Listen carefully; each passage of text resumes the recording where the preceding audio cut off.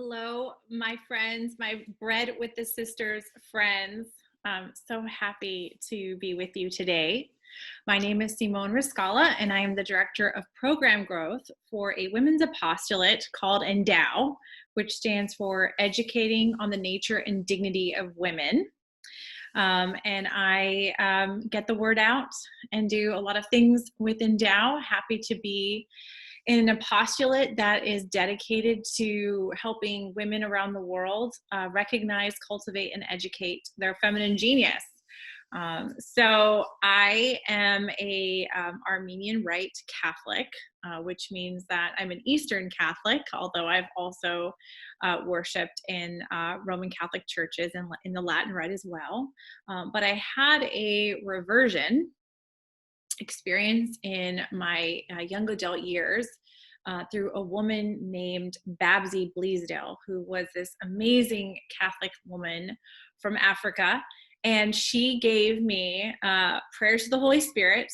And she told me that if I prayed these prayers to the Holy Spirit every day, that I would have peace and serenity for the rest of my life. And so from that one very short encounter with Babsy, may she rest in peace, I have prayed to the Holy Spirit every day, those prayers that she gave me almost 20 years ago now. So I really credit my encounter with her with the kind of renewal of my faith in the Catholic Church. So one of the questions is the question of what is femininity or what is feminism, and I don't really like the word feminism because that ism part makes the fem part an ideology. So we want to avoid isms. Even the phrase Catholicism, I don't like, because our Catholic faith is precisely that. It's a faith. It's a recognition of God's presence in our life and the relationship that we're called to be in with him. It's not primarily, as Pope Benedict XVI will say, an ideology or an ethical code, although it certainly has that, but it's a living, true, transmitted faith in the God who loves us. So I don't like the word feminism because there's no idea that should be elevated over anything else, because reality is not about elevating an idea. The only idea that is worth elevating is the idea and the truth that we are made in the image and likeness of God and called to love and be with God in this life and the next. But what is femininity to me is really, I think that the church's teachings on the feminine genius does the best job of kind of unraveling that mystery. So it's like saying, define what it means to be a woman. Well, you can say things about what it means to be a woman. You can say things about femininity or the feminine genius, but you really can't, because words are limited and the mystery of the woman is infinite, because we as persons are mysterious and infinite. So words are never going to do justice to the mystery that is a woman. But I would say I would actually just borrow Edith Stein when she says that the feminine genius, the unique thing that women bring to the table in a way that's different than men, is that we're healers and crafters of souls. And this is something, so John Paul II took Edith Stein's theology of the feminine genius, if you will, and wrote the theology of the body and wrote an encyclical called Mulieris Dignitatem on the nature and dignity and vocation of women. And then in 1995 wrote a letter to all the women of the world, not just Catholics, not just Christian women, all women. So I would say that the first thing to note about femininity is that it's different than masculinity, and that that femininity is a positive thing, just like masculinity is a positive thing. But just like masculinity can have really negative expressions, femininity can also have negative expressions. But the genius of women is this attention to the particular, is attention to the humane, is attention to the relationships, and through that becoming a presence that is a healer and a crafter of souls. Women tend to notice other people who are having trouble, other people's needs. And that's why John Paul II, in his letter to women, said that we need women in all areas of life, because a woman's present presence, simply by being present there, brings beauty and humanizes the environment. And in a world that is so brutal and cruel and inhumane, we need women and we need the feminine genius more than ever. First, you have to recognize that you have dignity because you're made in God's image and likeness. So, just for the fact of being alive and being a person, that you have reason, that you can think, that you can choose the good, that you can have feelings that are ordered to the true and the good. And so that's the first thing, is to recognize that no matter what your circumstances, no matter what the mistakes that you might have made, no matter what has happened to you, there is a dignity that is embedded in you that God gave you, and that therefore, because he gave it, no one can take it away. And so that's the first point. The second point is, I think, in the greatest commandment, the second part of the greatest commandment. The first part of the greatest commandment is to love the Lord your God with your whole heart, mind, soul, and strength.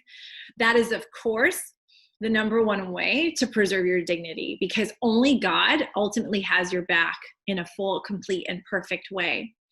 The second part, and the second is like it, Jesus says, you shall love your neighbor as yourself. So it is so important to recognize your dignity. It's so important to create the spaces and the places to cultivate and educate that dignity, to form yourself in friendship, in the intellectual life of the church. And then in doing so, in the good self-love and the good self-affection, you will be treating others that way as well. So we only treat others as well as we treat ourselves.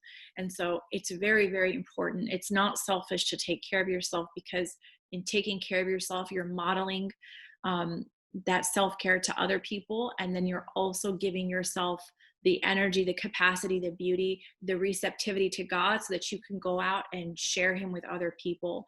True conversion, true relationship with God always manifests itself in a mission towards others, because we experience something so beautiful with each other and so beautiful with God, we can't help but want to share it with other people. So if we don't have that missionary zeal, if we think to ourselves, like, why do I not evangelize more? Why am I not sharing Jesus with other people? Why have I not introduced people to my friend Jesus?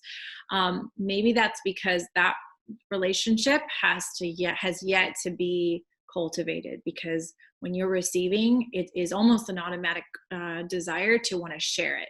Just like when we have experiences of beauty and music, art, a beautiful sunset, nature, we immediately want to call someone and share that. So if we don't have that same kind of affection for the faith or for God to share with other people, or we're more dominated by fear, what we need is confidence, confide, with fide, with faith, with Jesus, and then everything flows through that divine source. And I would say that modesty is a virtue. It's a virtue that stems after the virtue of chastity, which I think stems off of the virtue of temperance, which is one of the four cardinal virtues. The four cardinal virtues are prudence, justice, fortitude, and temperance. So it's a virtue. And I would say that in my own life, I had a big modesty conversion. I grew up in Southern California, where people don't dress very modestly. And I wouldn't say that I wanted or intended or even knew that I was dressing immodestly at a certain point, but just because the culture was so immodest, you get very influenced by the culture and you don't even realize it. And I think this is especially true for women. I think women, especially at a young age, don't really see how their bodies that are something that need to be protected. And need to be cherished and loved and dignified.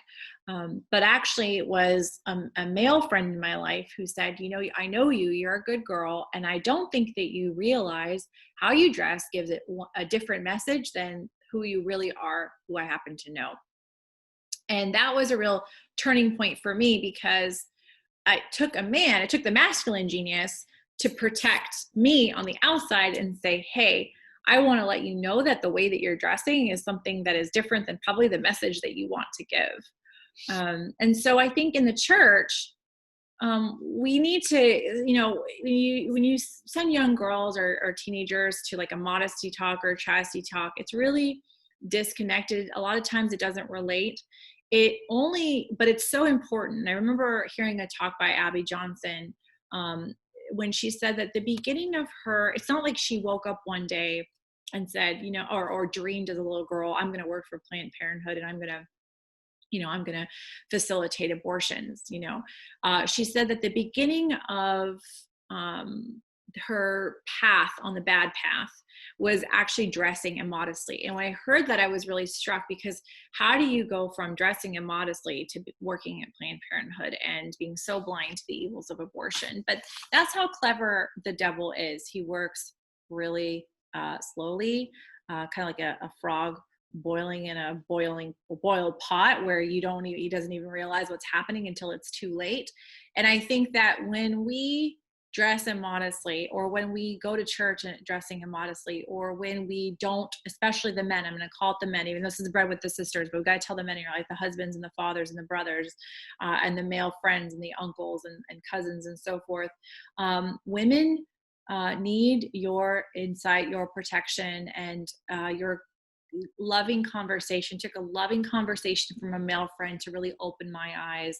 And so I remember a priest friend telling me that if he sees moms, or if he sees daughters that are dressed immodestly at church, he'll say that's a husband who has either lost a battle in his household that he shouldn't have lost, or he didn't even engage the battle in the first place. So I think we need to connect the dots, especially for our youth, and say that dressing immodestly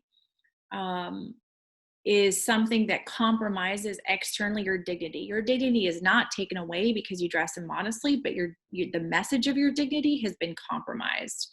And I think the role that it plays outside the church is that we want to, I think it was John Paul II. I know it was John Paul II, but I don't exactly know where it is. Maybe it was in Theology of the Body, where he says that dressing immodestly doesn't show too much. It shows too little. Meaning it shows too little of who you really are. And we want to be seen and loved and cared for and respected for who we are. And dressing immodestly distracts us away from that. So it's also connected to humility, because we think about the Blessed Virgin Mary, right? We think about emulating her and modeling her. And she obviously did not dress immodestly, and would never dress immodestly, and would never want us to dress immodestly, because it's not about the immodest clothing. It's primarily about the fact that as JP2 says, it shows too little. It doesn't show who you really are and who you really are to shine forth. And when there's distracting clothing or immodest clothing or inappropriate clothing, it takes away attention from the beauty of who you really are. Okay, so this is another, it's all very related, right? So marriage, and I remember a friend of mine who was not really a practicing Christian, but he had this realization in getting married, that marriage is actually, so he wasn't reading the catechism, he wasn't reading any church documents, believe me, but after a few months of being married, he realized marriage is for children. Now, what the church teaches is that marriage is for the unity and as well as the procreation and education of children, right? But what marriage is, it is a union between a man and a woman to build, it's an institution to build a little domestic church, a little kingdom of your own family, okay? So sex is for marriage, because marriage is for children. Dating is to discern marriage, right? So in our culture, everything, because of the sexual revolution, is just, it's messed up, right? But sex creates children. Children need parents, right? Dating is a discernment for marriage. So if you're not in the place where you want to, or are ready, or are being called to marriage, okay, because maybe you have a calling to religious life or some form of lay celibacy and whatnot. But if you feel that intuition, that call to marriage, then dating is the most basic discernment towards marriage. There's really no point. And this is why I was really inspired by my former high school students when they realized what marriage is really for, what sex is really for. Sex is for children. Children need families. Families come out of marriages, right? Then they said, there's actually no reason for us to be dating in high school unless we plan to get married right after high school or early in college. because dating is not just an affirmation of romantic feelings. It's not that. Dating is for the purpose of discerning a future marriage partner. So I was really happy that when in teaching the theology of marriage, sex, and children and all of that to my high school students, they put the dots together without me having to say anything at all, that in fact, if dating is for marriage, and I'm not ready to get married because I'm 15 years old, then I don't need to be dating. What is the point? I can just have healthy friendships. Now, in those friendships, am I going to have crushes and have romantic feelings? Yeah, of course, sure. Can I have a special preference? And I'm not saying don't date in high school, but I'm just saying be careful, because keeping in that goal that dating is actually for marriage. That is a little, it's certainly not an exhaustive or comprehensive answer to the question about the meaning of marriage, the meaning of dating, and all of that. But I think that it's really important to keep that in mind, that dating is for marriage, and that's why sex is for marriage, because sex leads to kids, and kids need families. They need parents. They need a mom, and they need a dad. Okay, so in terms of the feminine genius and the masculine genius in marriage, I mean, that's something that I think it's so important for every couple to really explore. And I think the best way to do that is to read theology of the body and the complementarity of the sexes.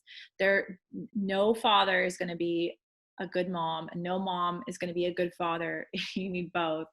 And the roles of a husband and wife are ultimately yes, they lead oftentimes to biological motherhood and fatherhood, but even the biological motherhood and fatherhood is supposed to lead into spiritual fatherhood and spiritual motherhood. Sometimes that's even for children that are not your own.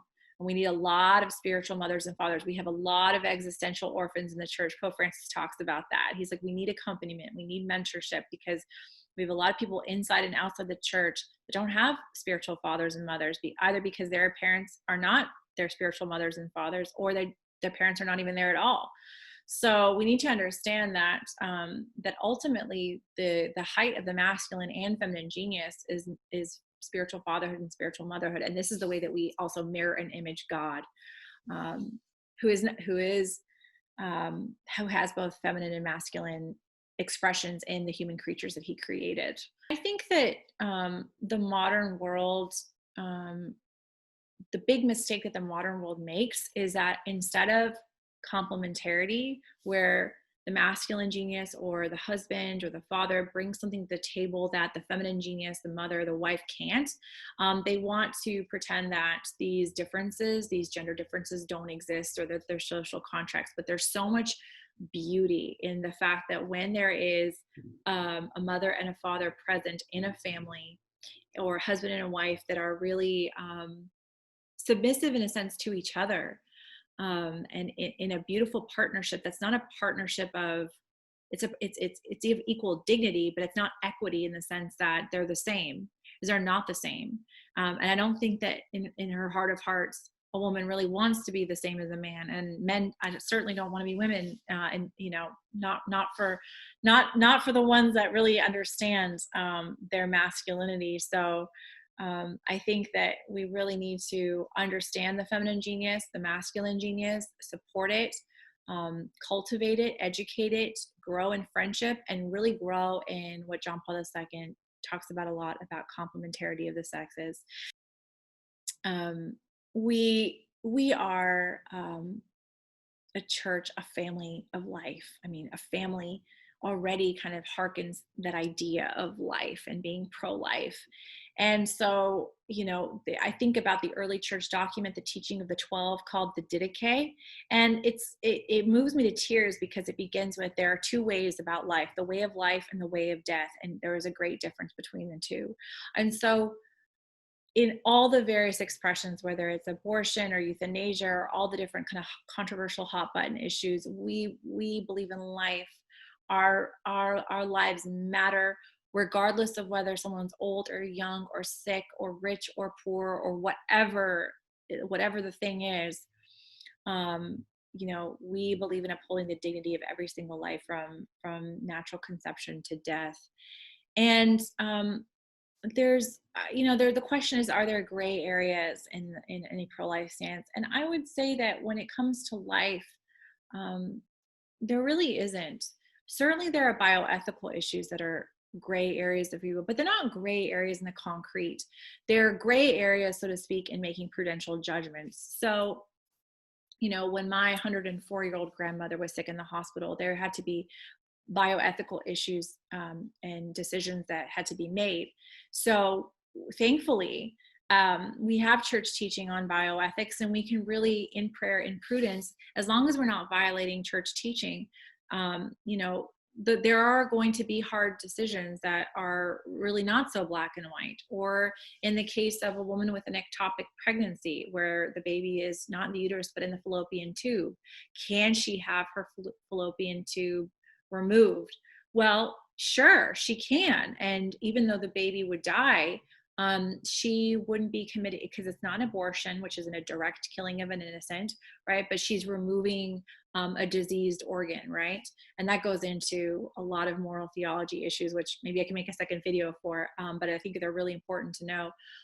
So as long as we're not, and the most basic moral theological principle when it comes to life issues is do no evil, right? The ends don't justify the means, meaning don't do an evil thing for a good reason. Don't do evil, in short, right? But beyond that, there are some circumstances that are gray, so to speak. But I think that's where you really have to discern closely, make sure that nothing evil is being done. And then beyond that, sometimes there are decisions that are all you're not doing anything immoral, but you have to make a choice. So for example, Saint Gianna Molla is a great example where she could have spared her life, and she wouldn't have been wrong to do that, but she chose to spare the life of her baby. So as you know, we're asked to not do anything that's immoral, but whether we do something that is showing heroic virtue, that's a different question. So I don't know if that was a very, very good answer to the question, but there's so many different issues that we can get into. So maybe I'll just have to come back on Bread with the Sisters to talk about the principle of double effect and the sources of morality, and like, how do you judge whether an action can be taken, especially when the circumstances kind of complicate the matter. That is a very, very important and just important discussion to have. So resources, especially for those bioethical issues, is the third pillar of the Catechism of the Catholic Church.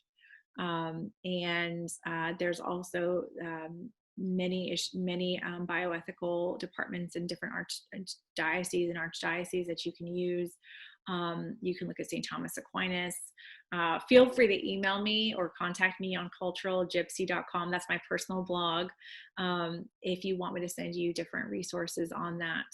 But there's just so many. That is, we'll wrap up.